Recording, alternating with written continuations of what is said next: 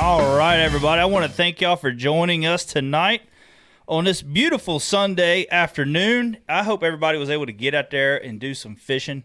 I know the weather was just phenomenal. The weather's been phenomenal for the last couple of days here in Virginia. But the fish are coming up here, starting to spawn. You're starting to see them coming up, cruising a little bit more. But please, I hope everybody was doing their social distancing, but doing it out on the water. Because, I mean, like I say, the weather's just perfect right now. And, you know, I don't want to say this thing could have hit at a good time, because there's never no good time for this thing to hit for what's going on right now. And a lot of us ain't so fortunate to be able to go do what we do right now with the social distancing like we got. So, but, you know, hopefully you was able to get out on the water and get out there and do some fishing and spending time with your family. Quality time with your family is the most important. I know we did today, and was able to take my son and daughter and my wife out and took out my dad's boat and was able to get on some spawning fish. But how you doing tonight, Chris? I ain't seen you in a while, man. It's been a while, man. It's been a couple weeks, ain't it? Yeah, it's been, well, I guess it's been, we did one was it last Sunday we did one? No, Sunday before. Sunday before. Yeah, that's right. Sunday before. So. Yeah, I don't think you was even here last Sunday, were you? No, I was down there. We was at the shop working on some parts in. So, but it's about getting that time. We're going to get your boat ready. Oh, yeah. Get you out there on the water. I took a tarp off of it the other day and looked at it. Was she dirty? Did she need some cleaning? No, it's actually clean. Really pretty clean? I keep it wrapped up pretty good, so it don't get dirty. That's good. Well, good. Well, yeah, we're about ready to take that tarpaulin off, put it on the trailer, because we're going to start burning the water up now, buddy. Oh, yeah. Unless Virginia does this whole lockdown thing that we can't go nowhere, which I'm hoping it doesn't get to that point. But, yeah, I don't think it will. Yeah, you never know. Yeah, things are looking kind of crazy around here.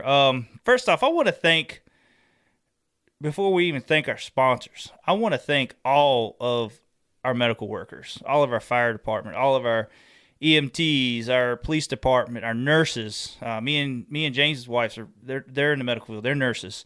Our doctors. You know, all these people that go into work every day with a better chance than a lot of us at catching this coronavirus, and it weighs down on them. I know with my wife and James's wife and other people that we know, this thing weighs down on them. My sister's the same way. My sister's a nurse too, and they're afraid to bring this thing home. Chris, your wife, she's in the medical field as well. Yeah. So it's a scary time because they're scared to bring this stuff home to us. You know what I mean? So. Well, luckily Brittany works in a assisted living facility, so they don't. Yeah, but they're kind of locked down. So they can't have visitors and whatnot. Yeah. So, but it's just a scary time. Yeah. And, you know, like, for going to see my mom and dad, my dad's in a spot where he's got COPD, so he can't even, if he gets anything like that, it's done, you know? So it's hard to take the grandkids over there. Tammy's mom and dad, it's hard to get around them. You know, we're scared to get around them just in case if Tammy's got anything. She can't really even go hug her mom. It's a tough time, man. But I just want to give thanks to all of the essential workers, when we call it, you know, the medical workers, the doctors, the police department, fire department, all that stuff. People that are having to go in on the front lines of this stuff and help fight it, you know. So I just want to thank all of y'all for all you do. We appreciate it all. I know, you know, some of them you hear in stories where some of these people are catching slack for it.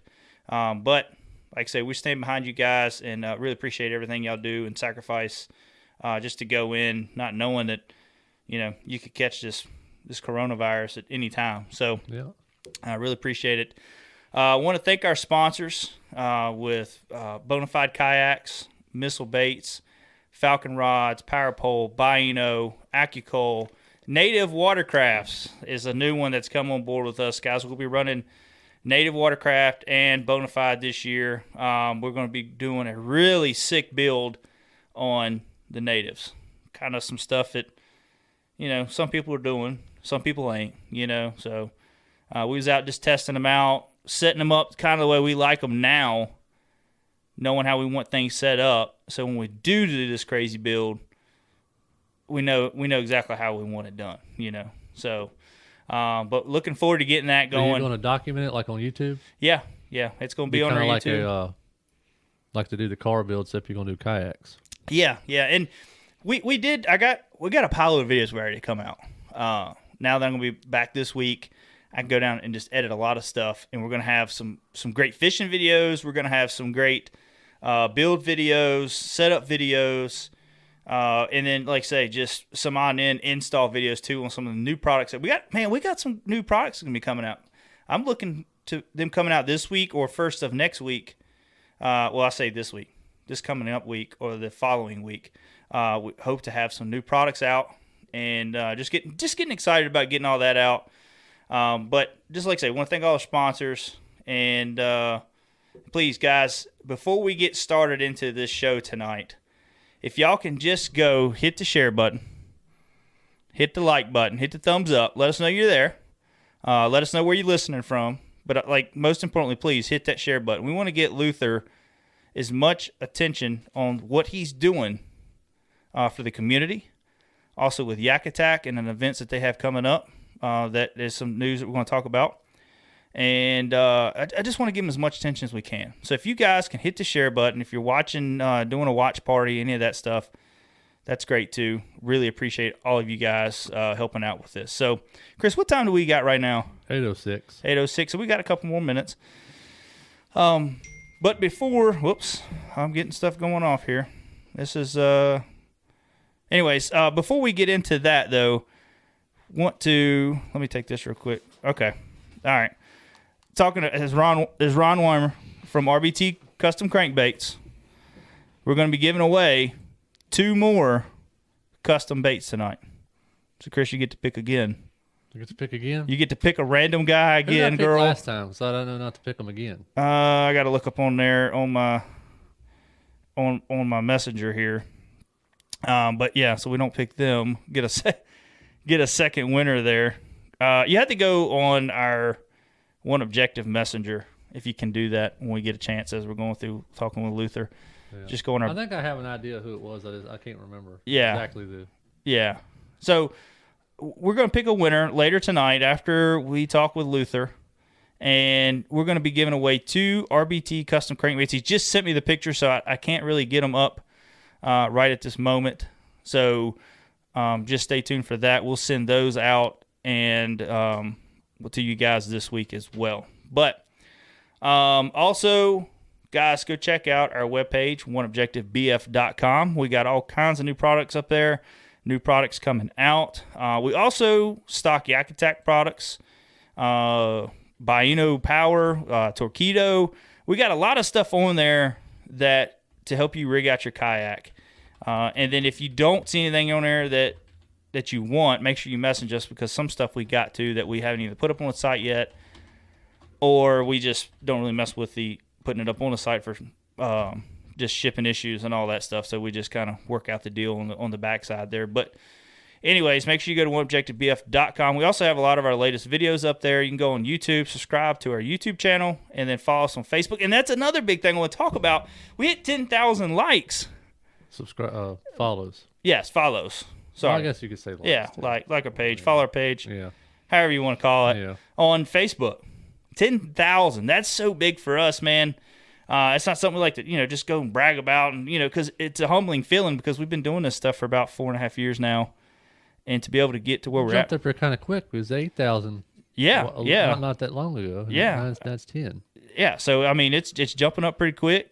Pretty excited how that's going, and we couldn't do it without the followers, without our followers. You know what I mean? Sharing our stuff, getting our name out there, and then just people coming on our site, sharing. If they buy something, they share our pictures of their products and stuff like that. So big deal for us. I want to thank everybody for the follows / likes, as we're going to call it, for hitting 10,000. I think we're at 10,100 now where we're at. So pretty big. Our goal was to hit 10,000 this year. Yeah. Like I was expecting it to roll on through, and then by the end of the year we hit 10,000. Might be at 20 by the end of the year. Man, I'm hoping. I'm just shooting for 15. I'm like, man, if we can just get 15, but everybody's sitting at home right now. Yeah, ain't got much going on. So like I say, guys, you're sitting there right now. You ain't got a whole lot going on. Getting ready to get the work week going, or getting ready to get the week of staying home with the kids, or whatever you got going on. Please hit the share button. Hit that share button, hit the like button, and like I say, let us know where you're watching from. Love to know where you're watching from. Chris, how much time we got? We're going to call Luther up? 10 after. Yeah, let's go ahead and call Luther up. We're going to talk to Luther about what they are doing at YakAttack to help the community right now. They also are doing a GoFundMe page at, where was it at? You can find it, Emergency PPE COVID Crisis, and that's where Luther and them, they're doing a GoFundMe page. They've raised $13,310 so far towards this this thing that they're doing where they're making medical supplies for a lot of the local hospitals and hopefully eventually moving on out to helping for the average consumer can buy, maybe. But right now, they're really trying all they can because, man, these hospitals, doctors' offices, all that don't have all the medical supplies that they need. So Luther and them now are trying to make this possible. And we got Luther on right now. Luther, how you doing tonight, buddy? Hey, man, what's up? How you doing? Oh, not too bad, man. I thank you for taking the time out of your busy schedule. I know you're really busy, and I thank you for taking the time to come on with us tonight and talk about what all you guys are doing tonight, or what you guys are doing now at YakAttack. Yeah, man. No, I appreciate it. It's good to be on with you guys. Oh, yeah. I think last time we had you on was right before, it wasn't last year, it was the year before y'all's the YakAttack benefit tournament. That's when Bonafide was really starting to come alive, and people were finding out who Bonafide was and all that. So have you on now and seeing that how Bonafide's doing, YakAttack's doing, and everything y'all got going on, man. It's really cool to see how big y'all have gotten in the last couple of years. No, I appreciate it, man. No, it's always interesting to look back at, a couple of years ago, Bonafide being like kind of an idea, something we're talking about, something we're trying to get out there, and then now to see where it's gotten, it's been pretty cool. Like the merging with the guys at Big Adventure, at Big Adventures and the Native Watercraft and all that, and then being able to get kind of back at YakAttack some and kind of get that thing moving again in a really really quick direction. Like we're working on a lot of stuff prior to the world going sideways here, so it's been a wild 2 years, that's for sure. Yeah. And now y'all y'all been in the new building for what, a year now? Has it been a year or has it been longer than that? Actually, it's been a little less than that. We kind of got settled in last August. Yeah. I remember when I worked for United Rentals, I had to go to Farmville a lot, and I remember y'all were starting to doing a lot of the work in there and just seeing it kind of come along, but I couldn't remember how long it's been. But so how have y'all got all settled in now? Are y'all still trying to get more things going in there, or how things going now in the new building? Yeah, man, it's kind of like moving into a new house. You get all your stuff unpacked and it explodes everywhere, and then you spend the next 6 months trying to put it all away and get it organized. So it's a little bit like that. I mean, we're definitely settled in. I mean, the building we had in Burkeville sold, like it's gone. Nothing's over there anymore. So everything's in Farmville. We're kind of working on getting organized. You go from 20,000 square feet, split them on 3 buildings, sprawled over a small town, to all together in one spot. So doing things the same way isn't a great option. Like we want to kind of get a little more streamlined and efficient and all that stuff. So we've been steadily working towards that, and it's light years ahead of where it was in our last location. Yeah. Yeah, I had the opportunity to go in there a couple of times and speak with John, and he kind of showed me around a little bit, and it is pretty cool just to see how much more space y'all have, how much more room y'all have, and everything's just like right there in the open. It's this wide open building. It's pretty cool. Yeah, it is. And, when you, like I said, trying to get to that next level, that's one of the things that needed to happen. We were getting to the point that space was a inhibitor of growth. So now we kind of feel like, again, up until a month ago, kind of feel like things are, at the point where it's like, let's get streamlined, let's get set up. We've got plenty of space. Growth is no longer an issue, working into not just the paddle sport space, but some other things that we're working on, as you know about, some of the boat stuff. We're kind of now where there's really no barriers, just go get it. Yeah, most definitely. Now that y'all have the space and you got the room to do it, and then with everything going on with this COVID-19, y'all kind of stepped up to the plate and realized that they're, like a lot of other great companies in the United States right now are doing, trying their best to help out any way they can. We got Ford and GM and all them making ventilators and all that. And you guys was able to step in and start making, face shields for medical workers and all that. How hard was it to even get that started and going? I mean, it started with, a close friend making a mention, like, you guys have some of this equipment, do you think you could get involved? And, a 10-minute Google search and you find out that there's a shortage of all this stuff. It's kind of, the problem with medical PPE and that kind of stuff is it is fairly regulated. You know what I mean? There's standards and all that to deal with. But I mean, the CDC has literally issued guidelines to doctors and hospitals saying if the best thing you can get is a homemade mask, use it. So we started looking. I mean, we're pretty good product developers, I mean, we've been doing this for a while, getting stuff to market quickly. And I think what we get to market is usually, built for the job, so to speak. So, we looked at that and looked at the equipment that we had and the needs that were out there and tried to kind of match the two together and, reached out to our local hospital to, try to get, we wanted some closed loop feedback. This isn't our area of expertise. Manufacturing is and product design is, but we need to know which problems we're trying to solve. So getting some feedback from the pros, the people who really know what's going on as to whether what we're doing is working or not was important. They've been super to work with. Actually, the whole community has, from the people in Farmville at the county offices all the way, through the Longwood Small Business Center, the hospital. It's definitely been a team effort here. And, for us, like I said, it was knowing what was needed, trying to match that with what we could do, and then make sure we're doing it in a way that's helpful. And when the hospital showed up, actually, they showed up with something that we hadn't even considered, which was this PAPR mask, which turned out to be the first thing that we were able to get into production. And it's basically a positive pressure respirator shield. It's got a little membrane that seals around the neck, and that's in production. And we're working really quickly on a face shield with basically an injection molded headband. There's a lot of people out there 3D printing headbands, but you can only do so many of those because it's a slow process. So that'll be actually hopefully starting tooling on that tomorrow. And it's only probably 4 days for us to get that tooled up.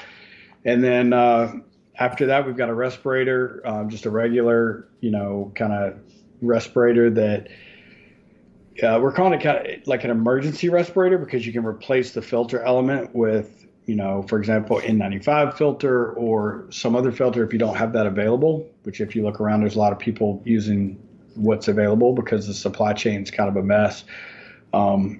So, just trying one thing after another to try to do what we can. And, the barrier immediately became, we're not in a position really to do commerce with this stuff. We're still working through some of the hurdles as far as being able to sell it. It's a not-for-profit effort, but even selling it at cost, we want to make sure if we're going to do that, we do it the right way, legally and so forth. So it was like, how do we get this stuff into the hands that need it? And that's where, we started the GoFundMe page a few days ago. The kayak fishing community and our community of friends and family have really stepped up. And, I think it's just over $13,000 right now, which goes a pretty long way with what we're doing. Yeah. So, all together, man, totally a team effort. We're just here to do what we can. It's a lot better to be in the fight, trying to do something to help than just wringing our hands, worried about things. So it's honestly, it's a blessing to have the tools and the talent in our team to be able to get involved and, do something to try to help. I look at the people on the front lines and, these are medical professionals, man, and the idea that they're out there fighting this really scary thing without the stuff that they need. Not sure how we got here. I think we're all going to make sure we don't get here again. But in the meantime, we have a reality to deal with. We're just glad we can be part of trying to help them deal with it. Yeah, exactly. And for instance, what does it take? You see some of these charity things. Chris, it's in the other downloads, not on that file. Just scrolling up. Yeah. Sorry about that. I was trying to get some pictures up. I had them. I meant to put them up there earlier. But anyways, what does it take? You know, some of these charities, they'll do a thing where it's like this much money helps support this. Let's say this many face shields. I mean, around about how much money, if someone donated, how many face shields are they buying for a hospital, or how many are they buying? You know what I mean? So you got any numbers like that? So the face shields are going into production next week. You know, we're working on tooling. We'll have to work out a few things. We've got 2 or 3 samples of material that we have to shoot. You know, we need the headband to be comfortable around your head and to conform to your head. So there's a couple of things to figure out, but we think the cost on that's going to be somewhere around $4, $5, something like that. Maybe even a little bit less if we can, you know, if we can find a material that's, you know, a little bit on the less expensive side that'll work. But so yeah, just kind of extrapolate that. And I think the respirator is going to be in the same range. The Papper shields, we actually just got costed. I think they're like a little over $3. So like I said, that kind of money goes a really long way. And, you know, a lot of the expenses, you know, overhead expenses, YakAttack's covering. I mean, these are employees that we have, people that we want to keep anyway. So, you know, so far the proceeds that we've taken in are going to raw materials to just help us make as much of this stuff as possible. Yeah.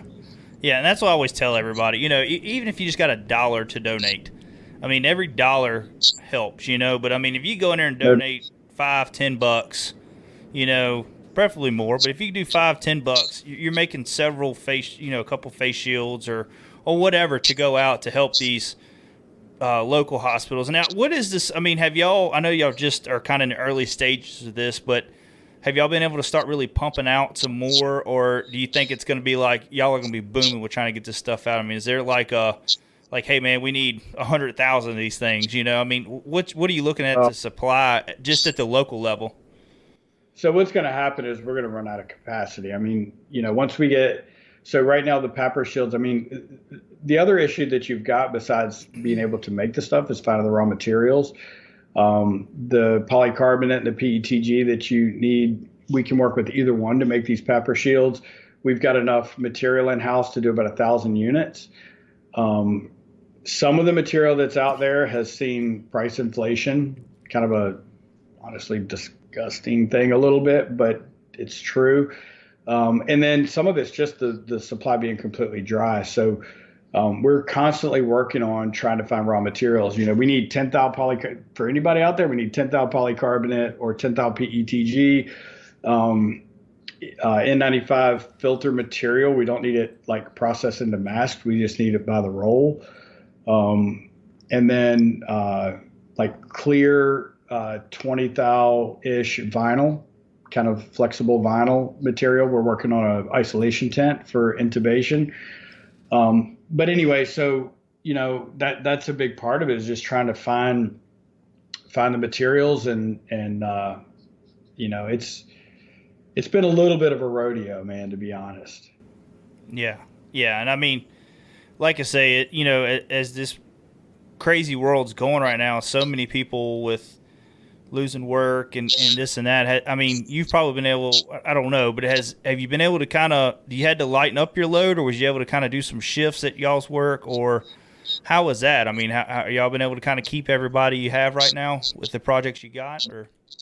No, I mean, we had a significant amount of orders canceled in the first, I'd say 6 or 7 days that this thing really started to, you know, to take hold in the U.S. So no, we let a portion of our crew go about 10 days ago. It's the first time I've ever had laid people off in 10 years, other than Bonafide when we did the merge, which is a little bit different situation. But as far as, you know, normal layoffs, we've never had to do that before. But we did have to do it, you know, this time. So yeah, dude, I mean, we're in, you know what, like the whole country, like we're all kind of in it together, you know, there's no one immune from this, you know, I mean, it's a really wild situation to think how much our world has changed in the last couple of weeks. And I say our, like the collective our, you know, as Americans. I mean, it's something we haven't dealt with before, that a lot of the world hasn't dealt with before. I mean, I guess there's places that have dealt with some, pandemics, but something that's this global and this far reaching and this, catastrophic. It's unprecedented. So, we don't feel like it's like, yeah, it sucks, but at the same time, man, there's people dealing with a lot worse than we are, So we're just trying to, like I said, make best with what we have, do what we can to help end it and to help protect the people who are out there who shouldn't be out there fighting without the tools that they need. And we'll let the chips fall where they may, and hopefully be there, supporting the people that need to be supported, as long as we can, and get this thing behind us. Yeah, exactly. And there for a while it was looking like the peak of this was going to be earlier than it was, and then now it's like it's gotten pushed back a little bit more, and it's scary, man. I know just with us, with our other business with Victory, we've had to other deals that we had work come in wise have turned it down now because of everything going on, so it's kind of slowed us down a little bit there. And on the OneObjective side, everything seems to be still steady going, but we're fortunate enough. It's just a couple of us, we don't have a big operation yet. And I feel so bad for so many of these companies right now that's the last thing they want to do. That is the last thing they want to do, to have to cut anybody loose. But like say, it ain't just your company, everybody's in this, it's so many people right now that are struggling through this, whether it's through work or some people have to take off. I know for us, like me and James, we have to watch our kids a lot more because our wives are nurses, so they have to go to work. It's no ifs, ands, or buts about it. So for us, we're kind of doing a lot more stuff from home if we can, and it's changing how everybody's life is right now. It's just and nobody at our age, if you talk to your great grandparents that have gone through some stuff, and have seen some things as well. But at our age and this generation, we've never gone through anything like this. This is all new, and I guess nobody knows what to do, so everybody's hoarding the toilet paper now. So I've never in my life gotten so aggravated going to a grocery store now trying to find toilet paper. I'm like, are people eating this stuff now too? I don't get it.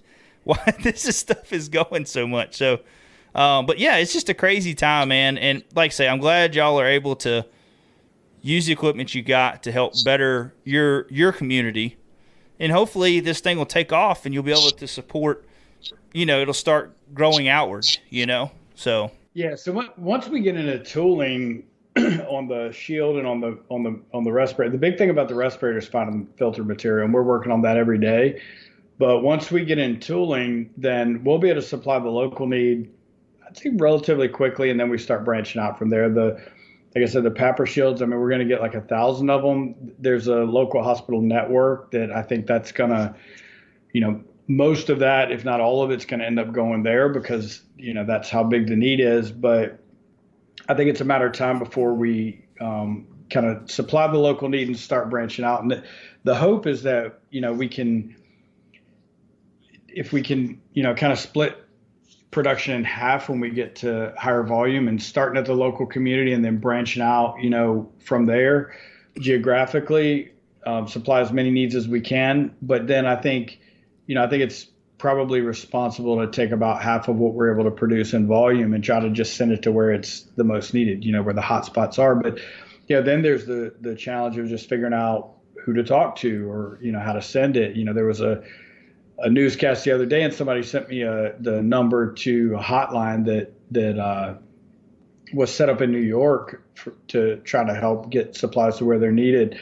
And I called and it was just busy, the whole time because I'm sure lots of people are trying to figure out what they can do to help. So part of it's going to be figuring out how to get it to the right people. But right now, the demand, the number of calls that we're getting, and the quantities that are being asked for, it's more than we can produce. What we're hoping is that if we get to the point that we're able to run basically wide open, and this is for a short amount of time. I mean, a couple of months, even 3 months of production, when you set up a manufacturing line like this is very, very brief. I mean, normally you set up a line to run for years. But when we get to the point that we've met we've got the tooling and our machines are tooled up and running at capacity, our hope then is that maybe we can build some tooling for some other injection molders that, could really quickly get some, some parts out there, because that's the challenge that most companies have. There's plenty of injection molding capacity in the country to meet the need. The problem is tooling. Most people get their tooling made overseas. It's weeks of cycle. Even if you get it made domestically, it's generally, weeks in the cycle. We're fortunate that we've built a process to create tooling really rapidly. And then once we've built a tool once, we can create it even faster the second time. So we're hoping that that's an option as well. But it's literally, man, it's like from Monday to Wednesday, you're making decisions that totally alter the course of where you're going to go from here, because this thing's just developing that rapidly. Everything's moving in real time right now. It's very much a reactive versus proactive approach, and that's what's needed, I think, at the moment. Yeah. And we talked the other day on the phone, and because I just brought the question up, I mean, what's it looking like? I know, like I say, it's so much demand for hot spots and hospitals and all this, but is this a thing that eventually, depending on how this thing goes, that it could turn into more of a consumer thing that they can buy? Or are you just going to kind of keep this as just hospitals and all that? So what we're trying to figure out right now is what we can and can't sell to consumers. The good thing about if we could is, so all of the revenue from all of this PPE related stuff goes into an account, and all of the expenses for this stuff comes out of an account. So let's say, for example, that we take a face shield that's a, $5, to use round numbers, a $5 cost. And let's say that we sell it to a consumer for 15. Well, then that means that we can cover the cost of that one. Plus we can ship 2 more to a hospital or a doctor's office or whatever that's in need. Or we can put that money towards, the development of the next thing, prototype materials and raw materials and that kind of stuff. So eventually, and I say eventually, I mean, it could be a week from now, it could be 4 days from now. We're trying to figure this stuff out.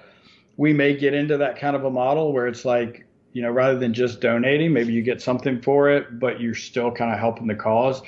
But we're just trying to be careful about how we do that, because we know we can donate. Doing commerce is a little bit different, even if it's at cost, or, even if the proceeds are going towards, something that's a not-for-profit endeavor. But we just weren't prepared to navigate all those waters. So we're trying to figure this out on a literally a daily basis.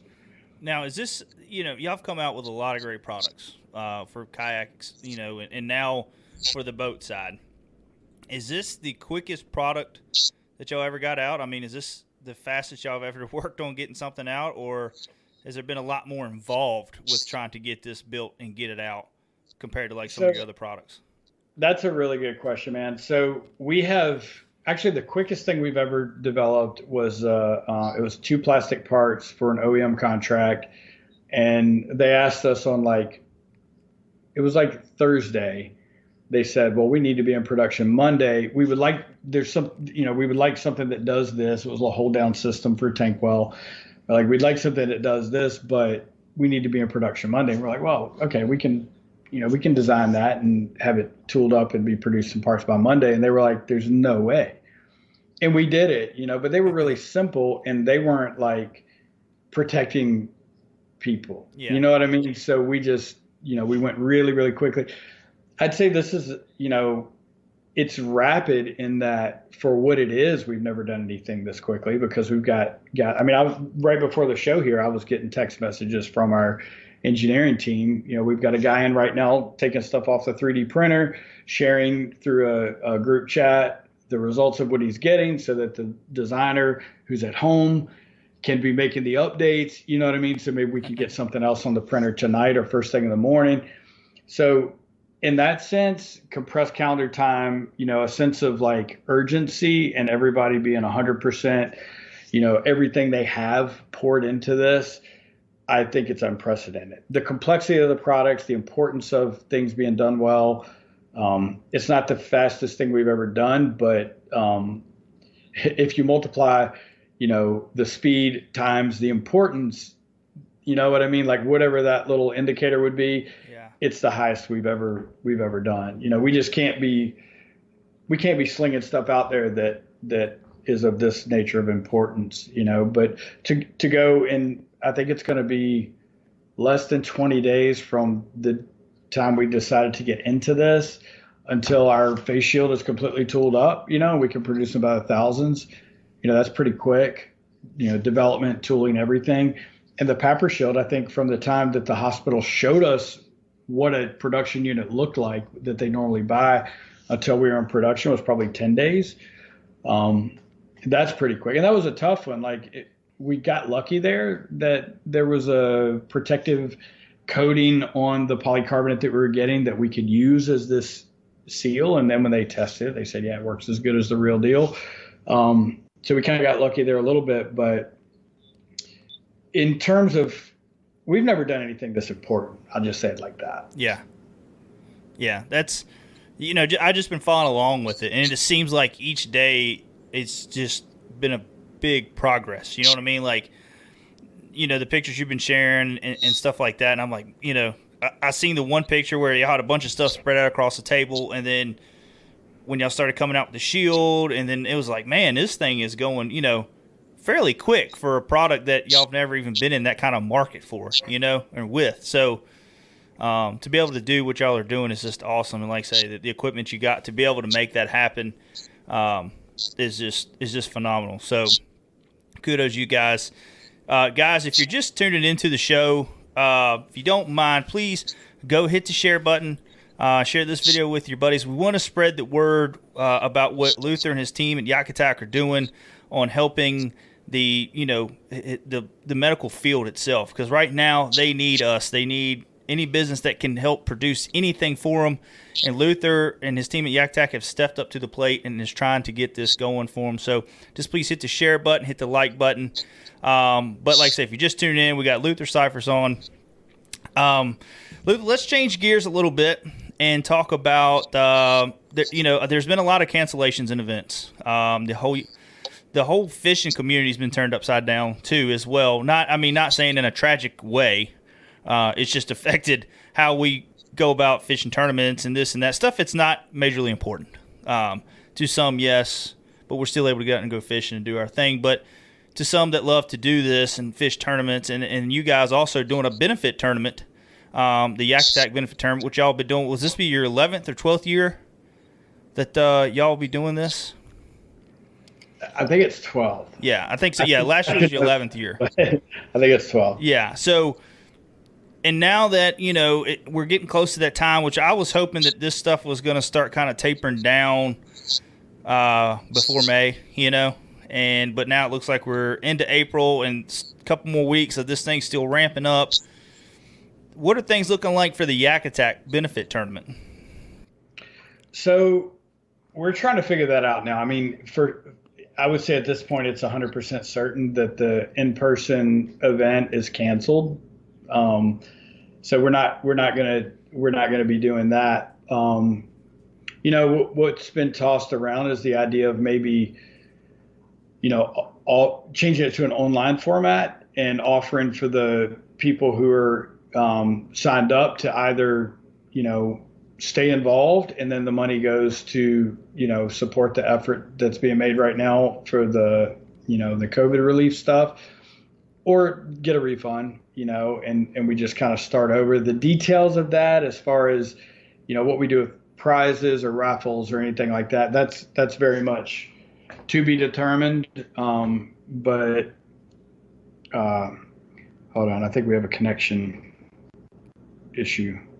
Oh, really? Not sure if you guys can see me. I know my screen's spinning right now, but yeah, it looked good. But anyway, I think that's where we're going to end up. Is we're going to end up changing this to something that benefits this effort, and just giving people who have signed up the option of staying in, for that ride, or just getting a refund. Yeah, and I look at it this way: even if you're signed up and you don't fish it, I think it's good just to. This would be mine. If I didn't fish it, I'd still keep my money in it, just for the fact is the money what the money goes to. You know what I mean? You're donating to a good cause. Yeah. But I understand too. Right now, times are tight for people, so exactly. So they they might need that refund back to pay to put groceries on the table. So I get it. I understand that. And that's the same thing with like the KBF events where, some people are wanting their refunds back for that event, which is a lot of money. So a lot of people need that money back to pay bills and put groceries on the table and all that. So I get it. But also look at it on the other side. Even if you can't fish it, you have the ability to just keep your money in it. That way it goes towards a greater good, like you guys always do anyway. So, but yeah, I was wondering how this was going to go as we kept getting more and more involved with this COVID-19 and ramping up even more. I was like, man, I don't think we're going to – Chris, this was going to be your first year getting into it. I'm like, man, we're going to get Chris in. He's going to have a good time. And they always are. They're such a great time, but it's tough. It's a tough time. It's a tough call. But yeah. So I guess are y'all going to kind of run it because y'all still do the – big bass and the perch and what they'll call the Grand Slam. Are y'all still gonna go through like something like Tourney X or something like that and run it that way? So I haven't talked to Dwayne yet, but if he's watching, he's probably going to get a call. I mean I'm about to volunteer a bunch of people publicly, so I'm not going to do that. But we've got an idea of like how we can manage it, how we can score it. There's people out there that are a lot better at running online tournaments than we are. So I think I know a handful of people that'd be willing to step up to the plate and kind of manage that for us. And the cool thing about it is, and I'm sure we'll issue some refunds. You're exactly right. I mean, it's tough times for everybody. We're doing what we can to help, but number one, like YakAttack's not going to save the world. You know what I mean? Like we're making a small dent, but there are 50,000 between makers and companies and stuff out there. I'm involved in a couple of communities. There is a lot of this going on all over the country. We're trying to do our part, but people have to take care of their families too. And we realize that. So there's going to be some refunds, but at the same time, if we do an online format, we can open it up to more people. So I think we can probably, negate the refunds, maybe then plus some, I don't know. But at any rate, however it ends up, I think there's enough talent in our friend pool, I would say, just, golden-hearted people that would jump right in if we just asked them to, that I think we'll be able to manage it well, make sure it's well run, and, everybody have a good time doing it. Yeah, exactly. Luther, we got a company called RBT Custom Crankbaits. I don't know if you ever heard of them. Ron Weimer, he does a lot of custom painting, and we were going to give away a bait tonight, but he just messaged me, and we gave away 2 baits last time, and we come on the show at the beginning of the show and was going to offer 2 baits. But Ron just messaged me and asked me if I could do an auction for those baits. So I think the way we can, but he wants all the money to go to YakAttack. So, however much money we get for these baits, he wants them to go to YakAttack. So, what I'm going to try to do is, we'll try it on the show here and see if we can get some bids on it. It's just going to put them in the comments. So, Chris, get you a pen and paper. Here you go. Take this right here. And just kind of write down the names and the highest bids you see. We're going to go on for this just for a little while until the end of the show, until we get to highest bidder. If we don't get nothing through the show tonight for that, I will do a post on the show on our Facebook page for bids on that. So it'd be kind of like the people do on the fishing yard sale or however they do that. But just in the comments, put how much money you want, and then what we'll do is whoever wins will message you, and then you can just PayPal us. Do we have the baits here to show? Let me see if I can send some pictures through. Okay. And then I don't know if Ron can go in and show them or not, but what I'll do is I'll send these over, and but what we're going to do is the highest bidder will get these baits, and then we will just send them the baits, and then they'll just PayPal some money over, and then Luther, we will donate it to your GoFundMe page. And we might start doing some more things like that. We might start getting some of our sponsors to helping out with some stuff, doing some donations. That way we can start giving away to giving to the YakAttack Foundation as well on that. So thank you, Ron, for doing that. Yeah, thank you. We'll get some pictures up here shortly. Chris, I'm trying to send them over to you now and trying to do this and talk at the same time. I'm really not good at doing 2 things. And you're going to send them to Gmail. Yes. Okay, so I don't make sure I go to the right thing this time. Yes. Hold with me for 1 second, Luther, because I want to get everybody this stuff So we can, here's a picture right here. All right, it'll be sent in here just shortly, Chris. So, right. But Ron, I appreciate you wanting to do that. And we might do this for the next couple shows. Okay. So, guys, just, in the comments, if you can, donate, put the bid up. Yeah, that's him. All right. Put the bid up. And if this is what also we're going to do. Ron's giving those baits away. But if you don't want those, you want something else from his selection. Ron, I'm putting you on the spot here. If you want something else for his selection, or a different kind of bait, something you think you might want to throw as well, just let me know. So, but anyways, that's the kind of bait you're going to get right there in that style. Chris will have them up here shortly. And just start just putting in your bids on there. And all the proceeds, all the money, every bit of it is going to go to the YakAttack relief. What is it called? The COVID-19 medical relief program. I think that's how you word my notepads over there. But as Chris gets that up, we'll start doing bids on that. But Lou, let's kind of get into. I know this is old news, but I want to see updated on how things are going. How are things going now with Big Adventures and Bonafide and all of them? Being in one building. Is it y'all going through growing pains, or are things starting to kind of get comfortable, shall I say, around? I don't know how to word that right, but I mean, how things are going around Big Adventures way with Bonafide being in the same building now. Yeah, man. So, I mean, anytime you move enormous oven, an entire, manufacturing line and all that stuff, it takes a minute, so it took, I'd say for the amount of time it was done in, it's pretty Herculean effort. I wasn't actually very involved with the move itself, but, was really impressed with how quickly things got moved and back up to speed.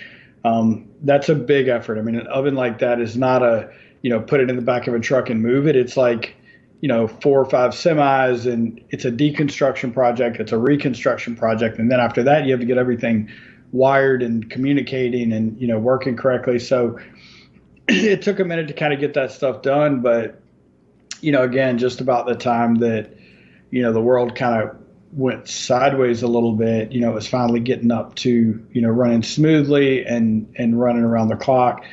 So yeah, I'd say the integration is at this point is pretty close to being complete.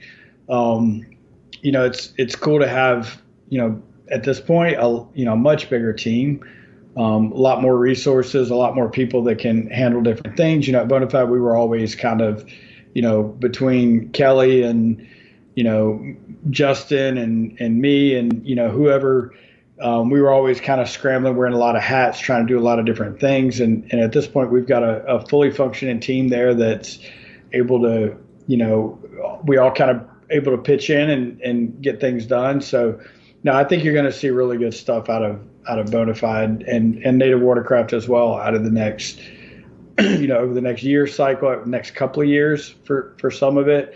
But, it's good to be in a bigger family with the tools that we need to kind of take the ideas and the goals that we have for that brand, and be able to kind of take them to where they need to be. And also, again, to contribute on the native side and to see that brand realize its full potential as well. I'd say we did a pretty cool thing by taking some very diverse skill sets and blending them all together. And I think the composite of what we have is as strong as any team I've ever seen. But it takes a couple of months to get it all up and running and working smoothly. Now, are we looking at like cross designing now? I mean, have y'all done some things you're like, man, I love to have this from Bonafide on a native or this from a native on a Bonafide? Now that you're able to kind of do that, have y'all worked on any projects? I mean, I know you ain't expecting you to spill the beans on anything top secret yet, but I mean, have y'all looked into some stuff like that? Well, dang, I was hoping I was going to be able to talk about top secret, but since you I mean, you can do top secret. I don't mind. No, seriously. I mean, I think there's a number of, I think, pitfalls that can happen when you do what we've done by putting these two brands in the same stable. And one of them is that you kind of end up with, natified or, Bonative soup. I think we're committed to our brands enough and aware enough that we don't want that to happen. At the same time, best practices are best practices. So if you learn things that work, I think there's a way to make sure that technology and ideas and things like that can live in two spaces without compromising the DNA of each brand. So that's something we're being, I'd say, pretty meticulous about, is making sure that Native continues on the path that Native was on and continues to evolve into the best version of Native that we think it can be, and that Bonafide continues on the path that Bonafide was on and continues to evolve into the best version of Bonafide that it can be. There's a lot of similarities in that we play in the same space and all of that, but there's also some distinct differences in how those brands have evolved. Yeah. So, trying to do that in a way that respects the integrity of each brand while recognizing and appreciating, best practices and things that can work across both brands. This was one of my biggest concerns going into this, that we would either get we would keep so much brand isolation that we basically just miss the opportunity to make the best product, or that we would turn into like this kind of soup. And I'm personally really happy with the way we've been able to kind of bridge that. Yeah.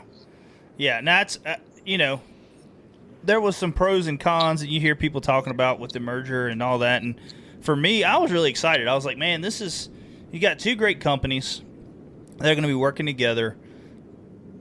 Could possibly work together, make a really great boat, or, like say, they just kind of stay separate, but they're just merged under one building there. But I mean, I know you can't say nothing crazy, but are we looking at any future plans of anything new coming out either side here in the next, let's just say year? I know, because we don't know if ICAST is going to even be around at that time. Is there anything we could be looking forward to, or can you not say? Or Well, I'll say this. I mean, if you look at the pace of the kayak fishing world and industry, and you look at the pace of the leading brands out there, and you look at the pace of product development, and you look at the frequency, kind of the cadence at which new products are launched, and, paradigms are shifted, and like new developments and stuff like that. I think, first off, I would say we have a highly competitive team. And I don't think we could say we have a highly competitive team and not bring something to the table in the next 12 months that is new. So, of course, we're always working on, 1, 2, 3 year product plans.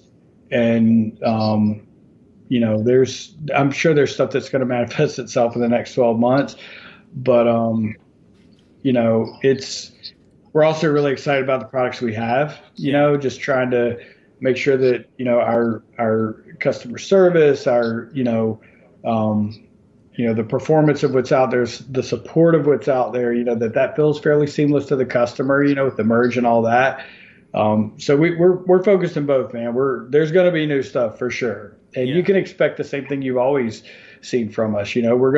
Sometimes it's going to be, a solid showing of what you would expect out of the marketplace. And then sometimes it's going to be a little bit of a head turn, so I think you can expect to see both continue in both the Bonafide and the Native brand. I got you.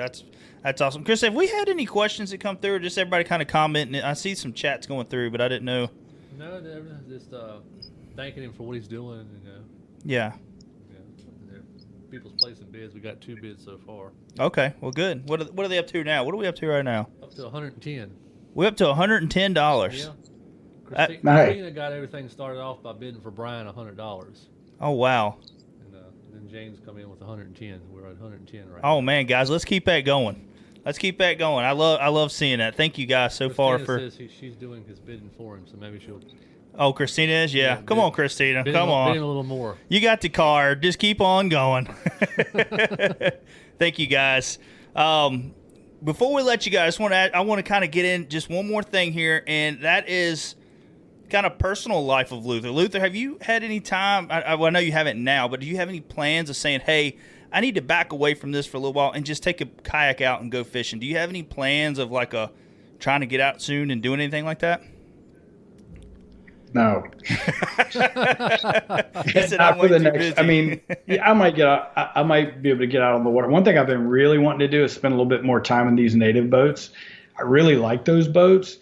As like, now kind of merged and president of the overall company. It's like, you would kind of expect to have heard a little bit more of me, out of me on those boats. But one of the things that's always been important to me is that whatever I, talk about, I kind of know what I'm talking about, and I kind of have some experience, between the I'm not to say chaos, but the workload and all the business going on around the merge, and then after that, trying to getting back at YakAttack and kind of getting that back on the track that we needed to be on in terms of product development, getting involved with all that stuff, and then the weather, being kind of hit and miss here for a minute. It's been tough for me to spend any time on those boats. That's what little bit of time I have been able to spend. I can tell you, I'm really impressed. But that's one thing I'm going to try to do over the next, 2-3 weeks, something like that, is get out a couple of times. But man, there's no real long days in it for me. We have a lot of work to do right now. My team, they get out more than I do, and it's really good that they do that, because these are the guys developing the products. And also there's a mental health part of that, is like getting out of the office and getting out there on the water. For me, there's a lot going on. There's just a lot going on. So I love kayak fishing, but I've always, my businesses have been a hobby for me for years. I've told people the meme, I'd rather be fishing, or the little, I'd rather be fishing. I made one years ago that said I'd rather be working. That's kind of my jam, is, making stuff, creating stuff. And then now there's a sense of purpose that I've literally never been exposed to, the sense of urgency and wanting to get things done. So I would like to get out. I need to get out. I've got a particular, want to get out to spend some more time in these native boats, but it's going to be pretty limited for a while. Yeah. And I understand that. Yeah. I was just wondering, what'd you do to kind of like say, man, I just need to get away from this. Like, I know you and John Hipster are great friends. Like brothers kind of deal, and yeah, and I know John he's real active and doing things too. So I didn't know if John was like, look, pack your stuff. We're going to do something. We're going to play Frisbee golf or something, Actually, John and Patrick, they've done that a couple of times. Like, hey, we're going fishing. Like, let's go. But again, man, I love fishing. There's other things right now that I need to be focused on. Yeah, exactly. I fully understand that, and it's especially at this time right now, But once this all winds down, man, you're gonna have to pick it up. That's what's really cool, among other things. That's one of the things that's really cool about this merge. Again, having a bigger team, having people, who can kind of share the load. I think the post, settling in business and post coronavirus and post all that world, I think it's got a little bit more time for things like going fishing. Yeah. Yeah. I know when you were with Bonafide and everything going on, I mean, you were down there a lot in Greenville. Oh yeah. And then be up here for a little while and be back down there. And I'm like, man, almighty, that's got to be tough. Having two big businesses like that in two different states. And having all that workload on you, to make sure each one is run effectively and efficiently, But yeah, and I mean, we've always had great teams at both companies, but I mean, there's a role, and the role is to provide direction. And to do that, you have to be somewhat integrated, know what's going on. And when you're in small businesses, you have to change hats a lot and do what needs to be done. So. Yep, that was a little bit much for sure. But, at the same time, man, I'm really thankful for the opportunity to have done that. Yeah. To have done that in that way. I mean, that's a life experience. I've said it a few times, but like, people don't climb Mount Everest because it's easy. They climb Mount Everest because it's a life experience, and I felt a lot the same way about what we've done over the years. Is it hasn't always been easy. A lot of people are like, oh, you work all the time. You don't get enough time to do, other things. I will say I have been able in the last, 3, 4, 5 months to up until the last month, to take a little bit of breather, in at least at times, whereas before it was all consuming. But man, no regrets about any of it. This has all been, really good life experience at the end of the day. I'm proud of what we've done. I'm proud of the team that's behind us. I'm proud of the opportunities we've been able to create for them. So it's all good, man. That's awesome, man. Yeah, man. It's been great to be able to say that we're just on team with YakAttack, just to be a part of that team. And not that we've been able to help with anything that they've done with what's going on now or any of that, but just to be able to proudly say that, you're part of a great company is just awesome. So for sure. Appreciate that, man. But Chris, you said we got a question? Yeah, Chris wants to know if they have any plans to make any more limited edition kayaks. We're not going to make, there's no plan to make more of the ones that are out there. As far as next year, what we're doing there, that's it's probably early to know about that. But the ones that we've launched, all 100 have been shipped, and that's it. Yeah. I love my Fusion. I ain't gonna lie. I love that boat. That's a OneObjective colors, which I know that's a big color. That and the Black Widow. Was that your two main seller boats, or was any of the other colors on up there with? Man, they all oversold. So but the Black Widow was right out the gate. That was if we fulfilled every order as it was taken, we probably sold all those in the first hour after we previewed it on Facebook before I cast. But all of them did really well. Yeah. Most definitely. We got anything else, Chris, before we let them go? That's it. Well, Luther, I want to take some time just to thank you for coming on tonight. It's a privilege to have you on and talk with you and just kind of see how Luther's mind's ticking right now, with everything going on. And I really appreciate, especially I know with my wife being a nurse and James's wife being a nurse and Chris's girlfriend's in the medical field, just the attention y'all are giving the medical workers right now. And I know it's just in a smaller area right now. It's not the whole world or the whole nation, shall we say. But just what you're doing, your part, and helping out, I really appreciate it, and it means a whole lot to everyone. Man, I've had people over the years, with our tournament, make comments about it's, nice that we're doing something for our veterans. The attitude about that has always been, it's a duty. You know what I mean? We owe it to them. We owe them at the very least. That's a small payment on a really large debt. I feel the same way about what we're doing now. It's a drop in the bucket compared to what's needed or compared to what they're doing. These people on the front lines are doing for us and for others in the country. Can you imagine something like this without people that are willing to go to work without proper PPE every day and expose themselves to this stuff because they know that's what needs to be done? You talk about dedication, for us to decide that we're going to make this tool instead of that tool, or we're going to develop this product instead of that product. It feels good to know that we can help, but it is not a difficult decision. But there are really, really difficult decisions being made on a daily basis by people who have a lot to lose and very little to gain. Yep. And it's moving. I've talked to them firsthand. I know where their hearts are and where their minds are. And I just wish we could do more faster not because we're doing something great, but because they deserve that. They deserve to have these things taken care of, way before we got here. And hopefully the 2020 of this is we'll be more prepared if something like this comes up again. But man, it's just a duty. It's not, it's no more than that. Yeah. And I understand, man, you're a humble guy. And like I say, we appreciate the community, the state appreciates everything that you're doing. And like I say, we're grateful to have a great company like you in Virginia.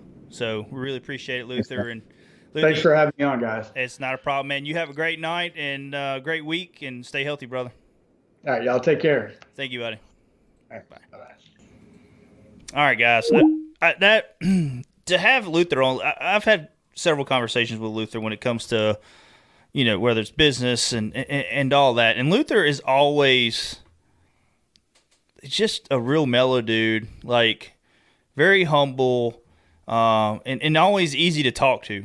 For me, he's always easy to talk to, and I love that his mind is always thinking, when it comes to products or it comes to helping out someone else or what can we do to be better.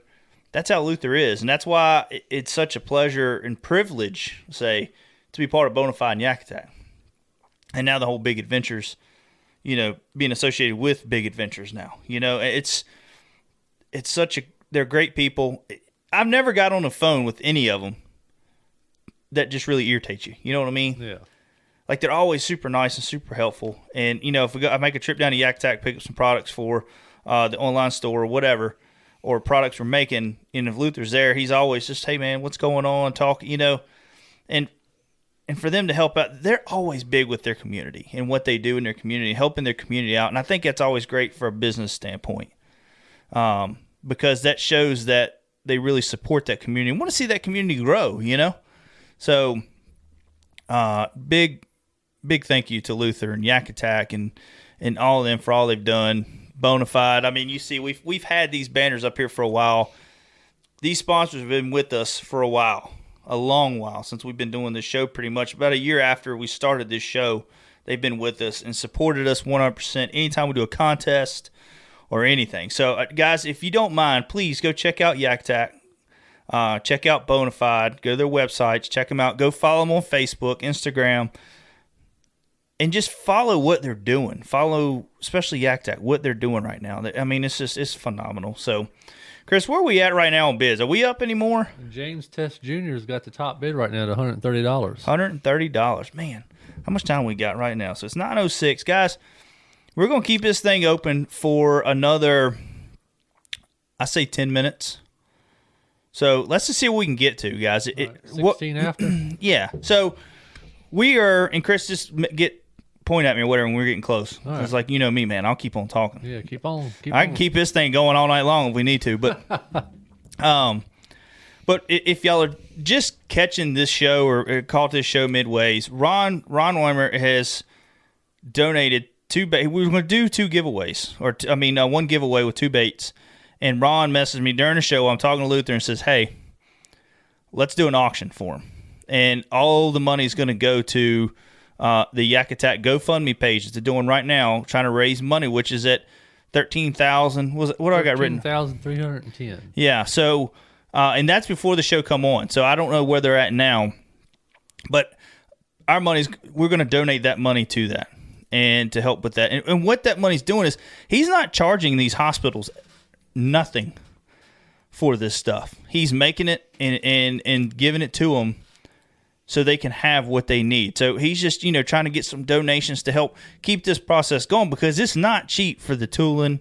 It's not cheap for the man hours. You got to pay the people to be there, So every dollar counts. And like he said on there, it costs about $3 to make a face shield. So, you donate $6, you just paid for 2 face shields for 2 employees at the hospital. So every dollar that we can get, if all you got is $1, donate $1.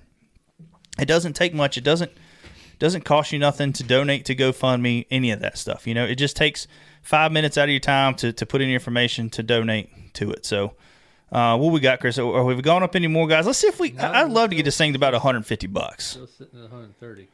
I mean, if we get this thing to about $150, man, I'd call it right now. You know what I mean? Yeah. No, I'm just kidding. We're gonna go on for a couple minutes, but we've been talking a little bit about before we came on, getting family out. Guys, this is a perfect time. Get your family out there, go fishing. There's so many opportunities to go bank fishing, especially if just the area we live in, from Lynchburg. You got your state parks, it's Mountain Lake. I mean, just go out and take a kid catfishing. Take them perch fishing. I know today I'm privileged to be able to take my kids out. I have my dad's boat, so my dad let me take his boat out, and I was able to put my kids on a couple bedding fish. Didn't see many. I'm going to go out later this week and try it again. But just to see, man, when my son lost that big fish today, like I say, that fish was every bit of 4 pounds. And when he lost that fish, man, I felt horrible for him because I know that feeling. You've been there with me several times. I mean, usually at the time I lost that big old smallmouth at the dam, and everybody all the way to Glasgow heard me. Yep. You know, screaming, and that sits in you. That it's in your pit of your stomach for weeks, knowing that fish is out there. You know, and you wasn't able to catch it, but we seen it. We come up by the boat. I'm hoping we caught it on GoPro today. My GoPro was acting retarded. I don't know what was going on, if it overheated or what. But what we got, Chris? Brian, by way of Christina, has bid at $140. $140. Oh, man. Thank you, Brian. I really appreciate it. Guys, that's Brian and Christina from Journey Outdoors. They've been watching our show, supported our show, and like I say, go check them out on Facebook. Journey Outdoors. They are a big dealer for, several different brands of kayaks, several different kayak accessories. They carry some of our products as well. Hoping to get a few more products in there, some of our new stuff we got coming out. So, but anyways, go check out Journey Outdoors. They're a local they're in Lexington, Virginia. So make sure you go check them guys out. They're really helping out with this cause right now. So guys, like I say, if we can get to $150, that's a goal. I love this. I didn't even think this thing was going to go that high, really. I mean, I really appreciate it. I really appreciate all the support with that. I love to get this thing to $150. Clay wants to know, what is your go-to bedding bait? My go-to bedding bait. Well, I'm going to tell you right now today, and I'm actually going to do a video on that, but I'll tell you today, I got 2 baits. And Chris will tell you I'm telling the truth because he is with me, and when the fish are on beds, I have 2 rods out. And that's just when I'm seeing them on beds. One is a big bite bait, it's warmouth. That looks like it's the perch color. I think is what they call it, the perch. And then I use a Missile Baits, Baby Destroyer, and Grass Candy. I've taken those 2 baits, and I've never really had any issues after that. You're changing the warmouth has got that white in it, so when you flip it over there, you can be farther away and still see that bait really well. The Destroyer you can't see as good in the candy grass, depending on the bottom you're fishing. But there's something about that color, dude, they do not like. I have a question. Okay. Were there any bedding underneath garden deck chairs? I didn't get on that pattern today. But me and you have got on that pattern before. Deck chair pattern. And that's a hard one to follow because there's not many of those in the backs of creeks. Yeah. I remember me and Chris was talking about several years ago, we were in the very back of this creek and we was going down, and there was an old, like a lawn chair. Yeah, it's one of those white plastic ones. Yeah. And I mean, it was like, what, 2 foot of water or something like that. Just kind of, y'all have seen them before in the backs of these creeks. They blow off their docks, and it's just sitting there. And Chris was like, flip over. I can't remember if you flipped over or I flipped over or something. We said something. Maybe we'll catch one off. We said we'll get on the chair pattern. Bite. Yeah. And we flip over and one comes out, and we're like, well, holy crap. So we kept flipping over. He had his bed like right up at the corner of that thing, and we ended up catching that fish. But yeah, that was fun. But yeah, that's my 2 major baits. Now, while I'm looking for those fish on beds, I'm throwing a Nico rig, like the new Missile Bait Quiver that came out. That is a great bait that came out. That is awesome on a Nico rig. And you go to missilebaits.com, check them out, because they sell the Nico weights and everything. So you can kind of get the whole package with that deal. And I just get some O-rings. Actually, what I did, I don't order the O-rings from like Tackle Warehouse or Bass Pro or anything. I go to like, my uncle works at Tipco, and they are a hydraulic hose company. So I take in a couple different worms that I know that I throw on a wacky rig, and I get my O-rings fitted to that. You know what I mean?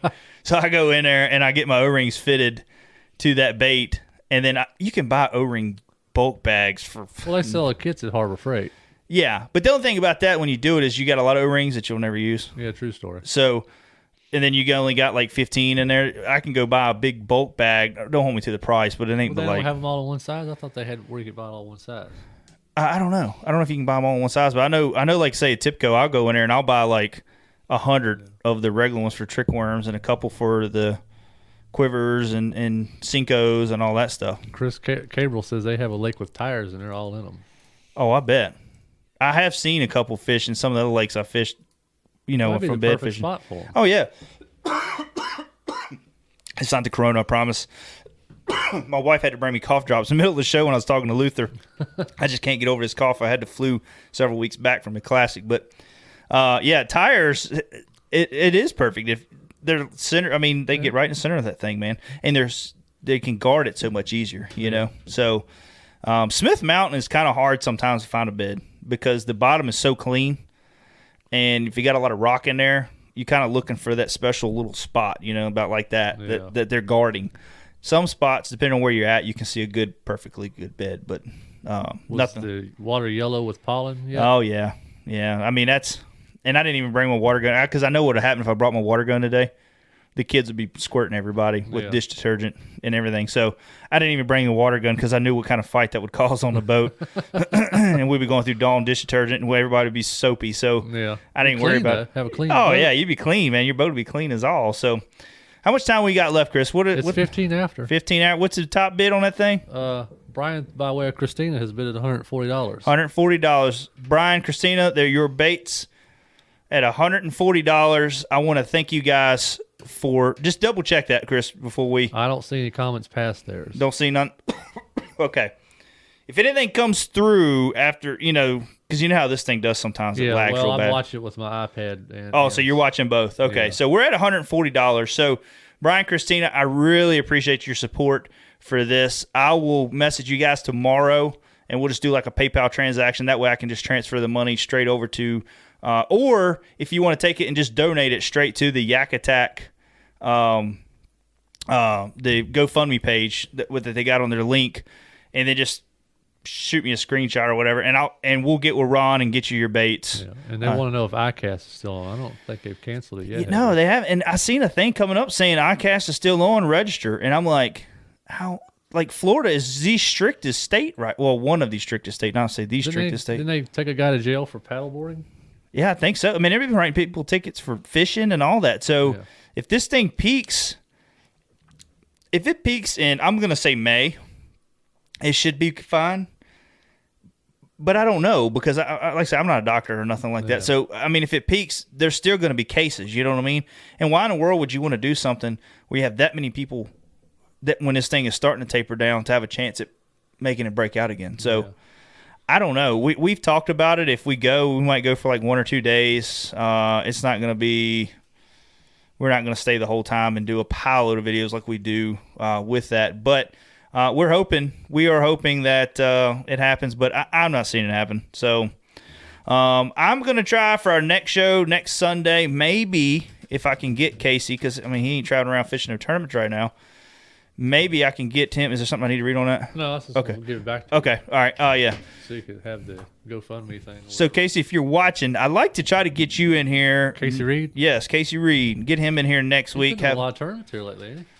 Yeah, well, he did that live. He did that thing live. Yesterday? 5 Live, I think it was yesterday. Yeah, yesterday. What was that at? They could fish anywhere they wanted to. So they had Casey was fishing a lake up in Burkeville. I noticed they was calling it wrong different. They was calling something different on the 5 Live, but I'm not going to say where it was. But Jody Queen and Casey were fishing it. They were fishing a lake in Burkeville, Virginia. Oh. And then they had a couple other guys. One guy was from he was fishing Cato Lake down there, I guess in Texas area, Louisiana. I can't remember I think it's right on the border there. And then one guy from Minnesota. So David Brunley was his name. But they had all these different guys. They're just fishing different areas, and they were just they had 2 hours. Now, I didn't catch Luther about the YakAttack one. So are you thinking about doing it kind of like that? Yeah, I think it's going to be live. It's going to be online. Doing it, that way everybody don't have to travel. They can fish wherever. Yeah. So I don't know the full extent of it. I talked to them a little bit about it today, but I didn't get the full extent of it, which I'll talk to John. And hopefully maybe by next weekend we'll have some more information on how that's going to go. But, yeah, it's looking like it's going to be something through Tourney X. He was talking about reaching out to Dwayne. So, we'll see how it goes and see what we can make of it. So, but other than that, guys, I want to thank everybody for tuning in tonight. It's been a great show. We didn't have no issues. Yeah, that's a plus. Don't. Yeah, I'm just going to shut my mouth. Just don't say nothing else. I'm going to shut my mouth. But tonight was a great show. Had fun. Had lots of fun talking with Luther. We had turn of events as the show was going on with it. Just a promptu auction. Yeah, I know. So, I mean, we've never had that happen. People responded well. Yeah, so I really appreciate all that. I appreciate everybody chatting in the box today. Uh-oh. I don't know. Hope we're not dying. All right, we're back. Anyways, people chatting in the comments, commenting today and some shares. So I appreciate everybody that's tuned in with us tonight. Also, I know I didn't say nothing earlier because I was getting into the show and just didn't think about it. We didn't have James this weekend. Sales have been kind of crazy, which has been phenomenal for OneObjective at this time. I guess where a lot of people ain't been able to go out and pay all the money for tournaments, they're rigging out kayaks. So, so James has been really busy with trying to get some of this stuff going and some new products that we're going to be coming out with here soon. So, it looks like it's going to be like this for a while. It looks like we're going to maybe not have James on for a while, just depending on how sales keep going. So, but like I say, I appreciate everybody coming on. Please go subscribe to our YouTube channel, OneObjective. Follow us on Facebook. I want to thank everybody again for helping us hit the 10,000 mark. That is phenomenal. Really excited about that. Also follow us on Instagram, and then like I say, you're on Facebook right now. So, but if you haven't, please share our page with your friends. Tell them, hey, come check these guys out. We do a show almost every Sunday night. Plan on doing another one next Sunday. But other than that, man, Chris, I'm glad to have you back in studio. I'm glad to be back in studio with you. Yeah, we're a good 6 feet apart. Yeah, we're doing the social distancing. Yeah, we're social distancing good. Yeah. So, but other than that, guys, y'all have a great night. We'll talk to you later.